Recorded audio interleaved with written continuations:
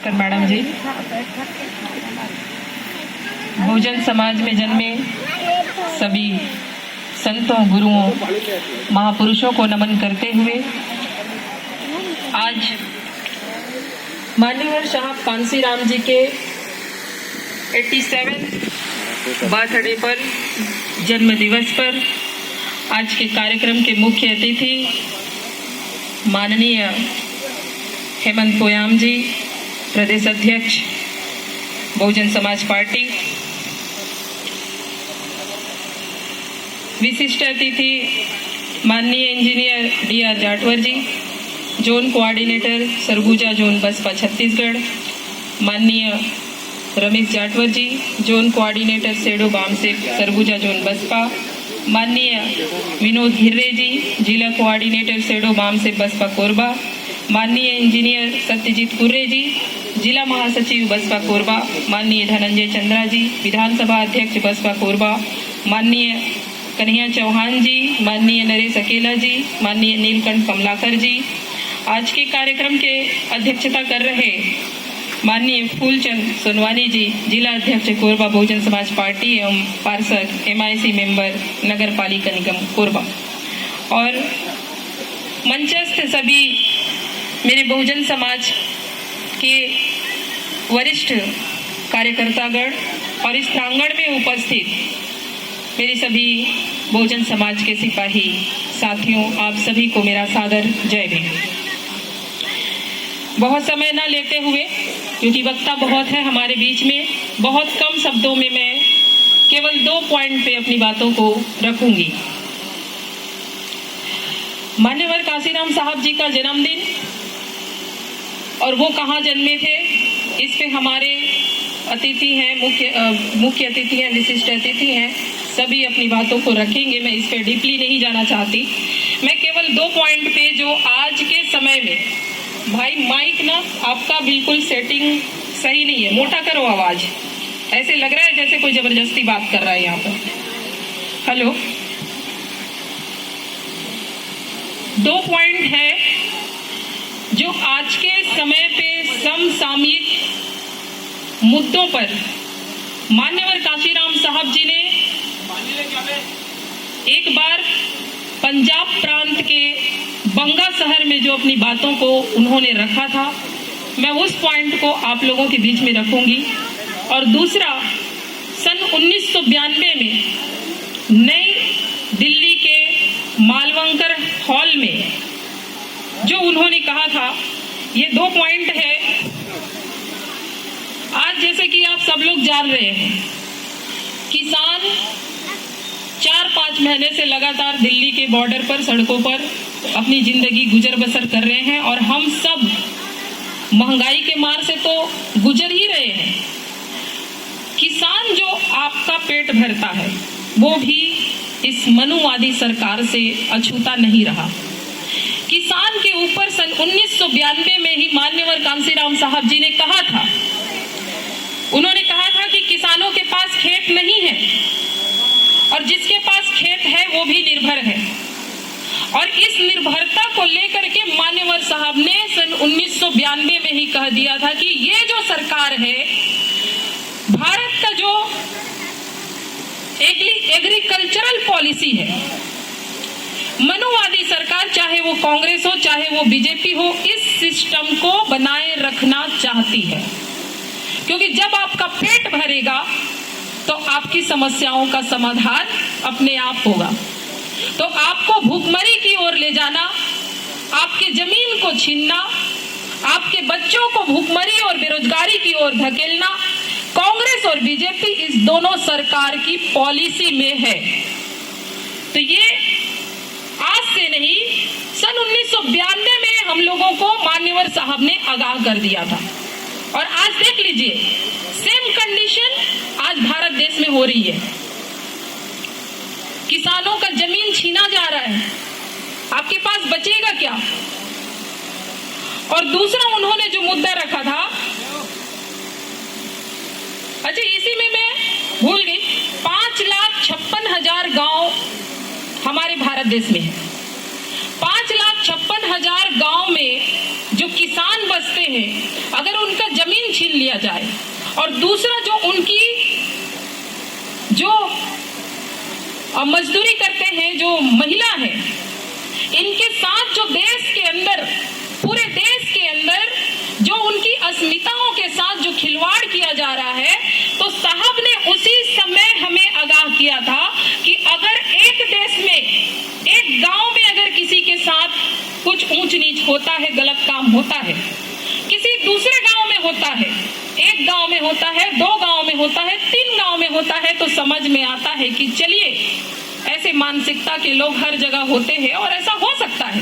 लेकिन अगर पूरे भारत देश के अंदर महिलाओं के साथ ऐसा होता है, और खास करके जो हमारे मजदूर किसान, इनके घर की महिलाओं के साथ होता है, तो इसे आप क्या कहेंगे? मान्यवर काशीराम साहब जी ने उसी समय कहा था कि ये सरकार की पॉलिसी में है कि आपकी जो महिला है वो तंग रहे, आपके जो बच्चे हैं वो भूखे रहे, बेरोजगार रहे। ये उस समय उन्होंने आगाह किया था। और दूसरा, जो उन्होंने बंगा क्षेत्र है पंजाब प्रांत के अंदर, वहां पर उन्होंने कहा था कि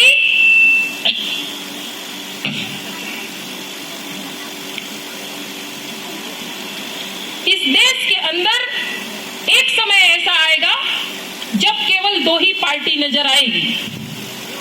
एक पार्टी नंबर 1 की पार्टी नजर आएगी, वो है बहुजन समाज पार्टी, और दूसरी पार्टी नजर आएगी वो है भारतीय जनता पार्टी। आज आप लोगों को नहीं लगता कि साहब ने जो उस समय कहा था वो आज देश के अंदर है?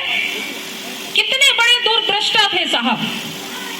आज से 40 साल पहले जो उन्होंने कहा कि इस देश के अंदर केवल 2 ही पार्टी रहेगी, और आज देख लीजिए भाजपा और बीएसपी के अलावा कोई दूसरी पार्टी हमको नजर नहीं आती है। सारे विपक्षी पार्टी खत्म हो गए देश से। आज अगर कहीं भी दिख रहा है तो बहुजन समाज पार्टी दिख रहा है। अंतर थोड़ा इतना है, जो साहब ने कहा था कि अभी भी हम नंबर 1 की पार्टी नहीं बन पाए, यहाँ पर थोड़ा सा डिफरेंसेस है। लेकिन आप और हम अगर साहब को सच्ची श्रद्धांजलि देना चाहते हैं, अगर मान्यवर के जन्मदिन को हम मनाना चाहते हैं, और वास्तव में हम उनके सच्चे सपूत हैं, वास्तव में हम उनके कुर्बानियों को श्रद्धांजलि देना चाहते हैं, तो हमें इस देश के अंदर बहुजन समाज पार्टी को नंबर 1 पार्टी बनानी होगी। जैसा कि उन्होंने आज से 40 साल पहले कहा था कि इस देश के अंदर number 1 party Bahujan Samaj party होगी और दूसरे नंबर की पार्टी बीजेपी होगी। आज हम सबको इस बात की जरूरत है कि हम वास्तव में तो त्रस्त तो हैं ही। किसी भी सेक्टर में देख लीजिए, प्राइवेटाइजेशन, शिक्षा, नौकरी सब ध्वस्त पड़ा हुआ है, अर्थव्यवस्था ध्वस्त पड़ा हुआ है भारत देश के अंदर। और हम सबके बीच में जो छोटा मोटा प्राइवेट रोजगार भी बचा हुआ था, वो सब भी धीरे धीरे खत्म हो रहे हैं, तो सारे लोगों का पॉकेट ढीला है। ऐसी स्थिति में अगर हम मान्यवर साहब को श्रद्धांजलि देने के लिए ही सही बहुजन समाज पार्टी को अगर हम सपोर्ट नहीं करते हैं, अगर हम उसके लिए उसको 1 नंबर की पार्टी बनाने के लिए हम प्रयास नहीं करते हैं, तो मेरा ये मानना है कि हम सब लोग केवल उनके जन्मदिन के लिए दिखावा कर रहे हैं, केवल औपचारिकता निभा रहे हैं। तो हम सबको इस बात की जरूरत है। मान्यवर काशीराम साहब जी ने एक बात की ओर और इंगित किया था, और उन्होंने कहा था कि संविधान के अनुच्छेद 46 में बाबा साहब भीमराव अंबेडकर ने ये प्रावधान किया है कि किसी भी केंद्र और राज्य की सरकार, उसकी पहली जिम्मेदारी है कि जो पिछड़े और कमजोर वर्ग के जो लोग हैं, और उसमें भी खास करके जो एससी और एसटी वर्ग के जो लोग हैं, इन लोगों की कमजोरी और पिछड़ेपन को दूर करने के लिए, उनके शिक्षा और रोजगार की व्यवस्था करने के लिए, उनकी महिलाओं की साक्षरता की व्यवस्था करने के लिए केंद्र और राज्य की सरकार को विशेष कर नीति बनाने का उसमें प्रयोजन है भारतीय संविधान में। लेकिन क्या आज केंद्र और राज्य सरकार महिलाओं की सुरक्षा के लिए, उनकी साक्षरता के लिए, या एसटी के जो लोग हैं उनके बेरोजगारी के लिए क्या कोई कदम ऐसा उठा रही है? विशेष पहल, विशेष कार्यक्रम चलाने का भारतीय संविधान में प्रावधान है, लेकिन कोई भी गवर्नमेंट नहीं चाहती। आज देख लीजिए, गवर्नमेंट, कोई भी गवर्नमेंट भारत देश के अंदर आ रही है, अभी छत्तीसगढ़ में आई है, कांग्रेस की सरकार आई है छत्तीसगढ़ में 15 साल के बाद।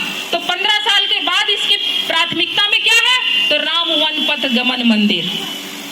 आपके रोजगार, बैकलॉग पदों की भर्ती, पदोन्नति में आरक्षण, इसके लिए कोई उसकी प्राथमिकता नहीं है। उसकी प्राथमिकता में है राम वन पथ गमन मंदिर। 75 जगह राम मंदिर बनाना, वो भी जंगली एरिया में जहां आदिवासी रहते हैं। जो आदिवासी का भगवान राम है ही नहीं, आदिवासियों का तो भगवान है बूढ़ादेव, ठाकुर देव, प्रकृति को वो लोग भगवान मानते हैं, तो वो उनकी प्राथमिकता में है। गोठान बनाना उनकी प्राथमिकता में है। पढ़े लिए एमए, बीए, पीएचडी, एमफिल किए हुए भाई बहन लोग जाके गोबर बीने और उनको बेचे, ये इनकी प्राथमिकता में है। लेकिन यहाँ पर जो खाली पड़े हुए पद है, जो बैकलॉग पदों की भर्ती है, उसमें आप लोगों के लिए कोई उसकी प्राथमिकता में नहीं है। ये कांग्रेस गवर्नमेंट की पॉलिसी है। बीजेपी गवर्नमेंट की पॉलिसी आप देखिए, महाकुंभ के लिए या दीपावली में दिए जलाने के लिए एक एक आदमी का 1-1 करोड़ रुपए का एक दिया वहां जलाया जाता है। मतलब आपके और हमारे पैसे को फूंका जाता है, लेकिन हमारे और आपके बच्चों के लिए, उनकी शिक्षा, उनके स्वास्थ्य, उनके रोजगार के लिए इनके पास कोई पॉलिसी नहीं है। तो अब तक तो हम धोखा खाते ही रहे हैं। आने वाले समय में 2023 में हमें बहुजन समाज पार्टी को हम वोट दे रहे हैं, तो इससे हमारी जिम्मेदारी खत्म नहीं हो जाती, हमारी जिम्मेदारी और बढ़ जाती है। हम वोट दे रहे हैं, हम वोट दिलाने का भी काम करें, हम घर घर जाकर लोगों को समझाने का भी काम करें, तभी 2023 में हमारी शासन सत्ता और बहुजन समाज पार्टी की सरकार स्थापित हो सकती है। इन्हीं शब्दों के साथ में अगर साहब को आप सच्ची श्रद्धांजलि देना चाहते हैं तो 2023 में पार्टी की सरकार जरूर बनाएं। मैं अपनी बातों को विराम देती हूं। आप सभी को बहुत बहुत धन्यवाद। जय भीम, जय काशीराम, जय छत्तीसगढ़।